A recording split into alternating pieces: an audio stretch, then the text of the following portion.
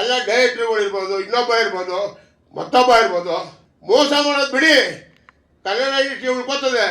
ಆಮೇಲೆ ಗೆದ್ದಿ ಬಿಡ್ರಿ ಹೇಳ್ತೀನಿ, ಏನ್ರಿ ಪಿಕ್ಚರು ತೆಗೆದು ಬಾಡಿಗೆನೂ ಕೊಡ್ಬೇಕೇನ್ರಿ ನಾವು? ಯಾ ನ್ಯಾಯ ಇದು? ಆಮೇಲೆ 10 ರೂಪಾಯಿ ಪ್ಯಾಕೆಟು 100 ರೂಪಾಯಿ ಮಾಡ್ತಾರೆ. ಏನೋ ಅವ್ನು ಮಿಂಡಿದ್ದ 10 ರೂಪಾಯಿ ಪ್ಯಾಕೆಟು.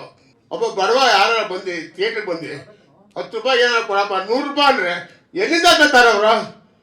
ಯಾಕೆ ಬಾಡಿಗೆ ತಗೊಳವ ನೀವು?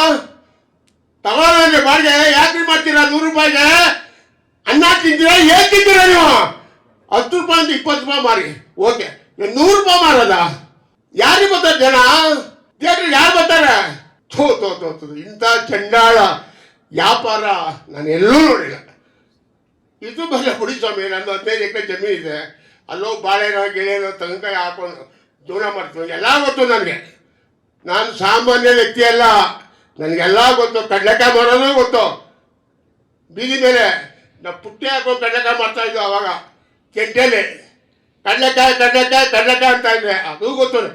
ಬೆಲ್ಲ ಮಾಡೋದು ಗೊತ್ತು. ಜೀವನ ಮಾಡಲಿಕ್ಕೇನ್ರಿ ಮನ್ಸು ಬೇಕಾಗಿರೋದು? ಬೆಳಗ್ಗೆ 100 ರೂಪಾಯಿಲೂ ಜೀವನ ಮಾಡ್ಬೋದು, ಕೋಟಿ ರೂಪಾಯಿಲೂ ಜೀವನ ಮಾಡ್ಬೋದು.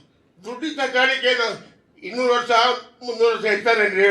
ವೆಂಕಟೇಶ್, ಯಾವಾಗ ದೇವ್ರು ಬಾಳ್ತಾ ಇರ್ತಾನೆ, ನೀನು ಮಾಡೋದು ಸಾಕು, ಆಯ್ ಕಲಿಂಗ್ ಅಂತಾನೆ ಹೋಯ್ತಾ ಇರ್ಬೇಕು. ದೇವ್ರು ಗೊತ್ತಾಗಲ್ಲ ಹೆಂಗೆ ಹೋಯ್ತೀನಿ ಅಂತ, ಹೋಯ್ತಾ ಇರ್ಬೇಕು. ನನ್ನಿಂದ ಯಾರು ಕೇಳಬಾರ್ದು.